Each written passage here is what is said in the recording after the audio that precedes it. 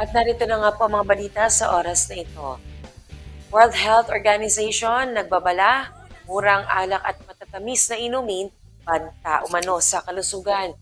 Nanawagan ng World Health Organization o WHO sa mga pamahalaan na taasan ng buwis sa alak at matatamis na inumin dahil nananatiling mura ang mga ito sa maraming bansa na nagiging dahilan ng pagdami ng mga sakit at pinsalang may kaugnayan sa labis sa pagkonsumo lalo na po sa mga bata.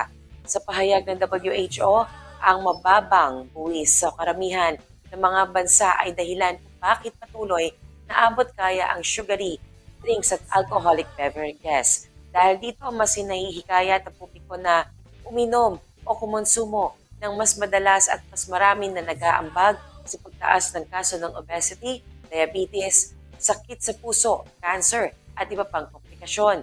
Sinabi ni WHO Director General Tedros Adhanom Ghebreyesus na ang mas mataas na tinatawag na health taxes ay makatutulong upang mabawasan ang mapaminsalang pagkonsumo ng mga produktong ito at makalikom ng dagdag na pondo na maaaring ilaan sa mahalagang serbisyo pagkalusugan. Dagdag pa ng WHO, bagamat kumikita ang bilyon-bilyong halaga ang mga kumpanyang gumagawa at nagbebenta ng mga inuming ito, maliit lamang ang bahagi ng pamahalaan sa kita sa pamamagitan ng buwis, habang ang lipunan naman ang madalas sa sumasalo sa pangmatagalang epekto sa kalusugan at gastusing medikal.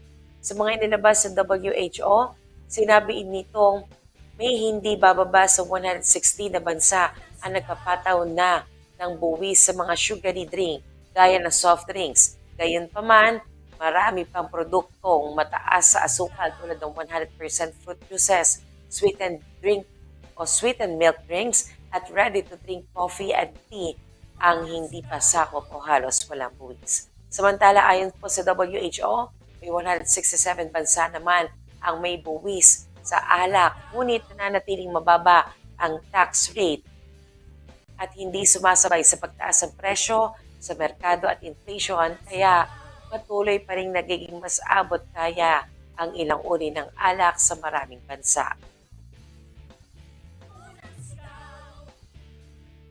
Binigyan din ng WHO na mahalagang maipatupad ang mas mahigpit at mas mataas sa buwis upang maprotektahan ang kalusugan ng publiko at mabawasan ang mga sakit na maaari maiwasan.